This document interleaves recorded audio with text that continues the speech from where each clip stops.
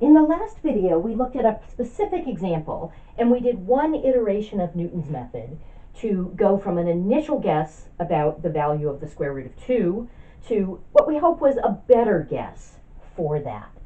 And I mentioned that if we wanted to get an even better guess, we'd probably just do that again. So Newton's method is an iterative process. You do the same thing again and again and again, and the hope is that we keep getting closer and closer to the value that we want. Now, in the last example, it wasn't too tedious to go through Newton's method one time.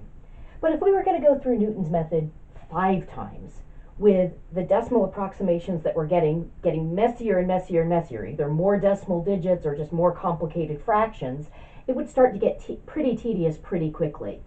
So what I want to do in this video is just come up with a formula for going from one guess to the next guess. Because realistically, what we would do today, if we were using Newton's method, is we would use a programmable calculator or some sort of a computer program. So we could use Excel, we could write a computer program that would do this for us. There are lots of ways we could do it, but I'd want to have some formula that I could enter into a programmable calculator or some computer program. So that's what I want to find right here. So what I've got up here on the board is this is meant to be a graph of f of x. And I've said that this point, x naught 0, is an x-intercept. So that x naught would be a root of the equation f of x equals 0. So that's the number that we're trying to approximate. And what I've drawn here is I've drawn in x with a subscript of n. So I'm supposing that we've done this already n times, and we're at our nth guess. So if n is 5, we're at our 5th guess. So we've already gone from x1 to our 2nd guess, to our 3rd, now we're at our 5th. Okay. And what I want to do is use Newton's method to get to my next guess, which would be x with a subscript of n plus 1. Okay. So if n was 5, and this was my 5th guess, n plus 1 would be 6, and this would be my 6th guess. And I want to see if I can come up with a formula for doing that. So I've sort of illustrated the process here. If this is my nth guess right here, I go to the point on the curve. So that point would be xn, f of xn. Okay. And then I'm going to follow the tangent line until I get to the x-intercept of the tangent line. So I'm going to need an equation for that tangent line. Well, for that, I'm going to need 2 things, as always. I'm going to need a point, and I'm going to need the slope. Now, the point is xn, f of xn. I take whatever my nth guess is, I plug it into f to get the y value. Okay. The slope is going to be f prime evaluated at my nth guess. And then I can create my tangent line. Rise is equal to slope times run.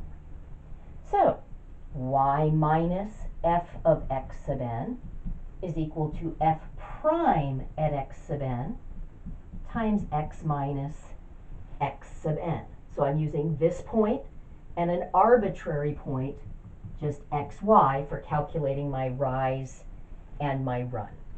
So this gives me an equation for the tangent line.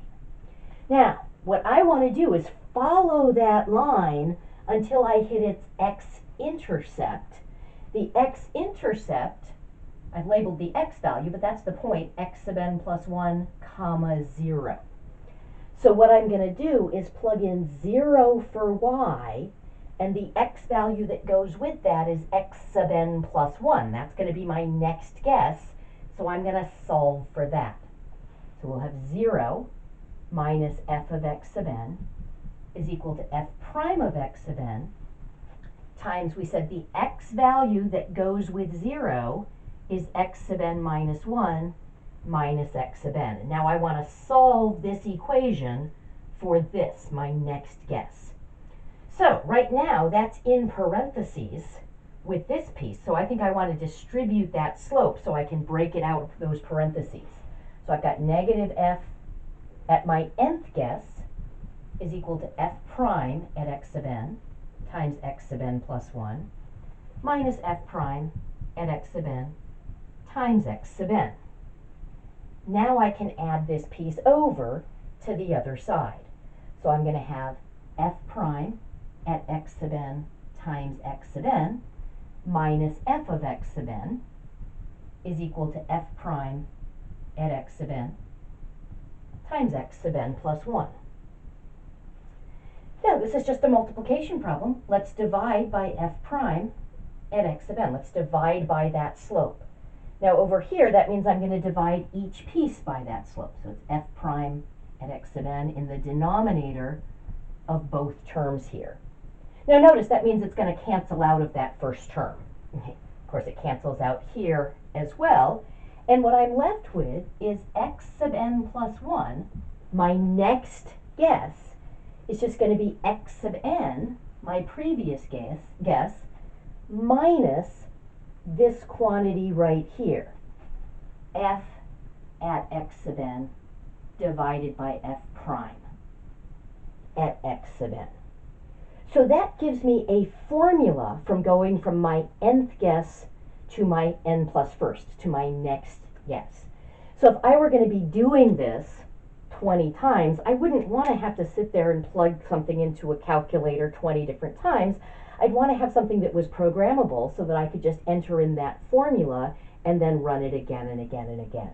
And this is the formula that we would use. Okay. Now, as far as what you are responsible for with Newton's method, okay, I could ask you to do what we did in the previous video. I could give you a specific number that we wanted to approximate and say use Newton's method once and just do it by hand, because I don't allow calculators, of course, on exams. And I might give you a take-home quiz where I said for this quiz go ahead and use a calculator, but I'd have you do Newton's method once, maybe twice. If you're doing it by hand, definitely just once. If I'm allowing a calculator on a take-home quiz, then maybe I'd have you do it twice. Okay, but it does get pretty tedious pretty fast. Okay, so I do expect you to understand the theory behind it, so I could ask you to do it once, maybe twice. Okay, I expect you to be able to derive this formula, because this explains what the theory is. So don't waste any time memorizing that formula, because the process behind it is just kind of cool. There's the picture. That tells me how to get the formula. Make a guess, go to the point, follow the tangent line to the x-intercept of that tangent line. So I would want you to be able to repeat this work to derive that formula, okay? Or I'd want you to be able to use it once, maybe twice on the take-home quiz if I allow a calculator. Okay? As you're doing the homework will say things like, do this, use Newton's method until the first 8 digits of the decimal are correct. They are assuming that you have access to a programmable calculator or a computer program like Excel that you can program to do this multiple times. If you do, great. If you don't, and you're doing these things by hand, or even if you're doing them by plugging into a calculator, but you're having to plug in individually each and every time, just do it once or twice and check that the first digit or two that you're getting are accurate. Okay, I want you to understand the theory and the process.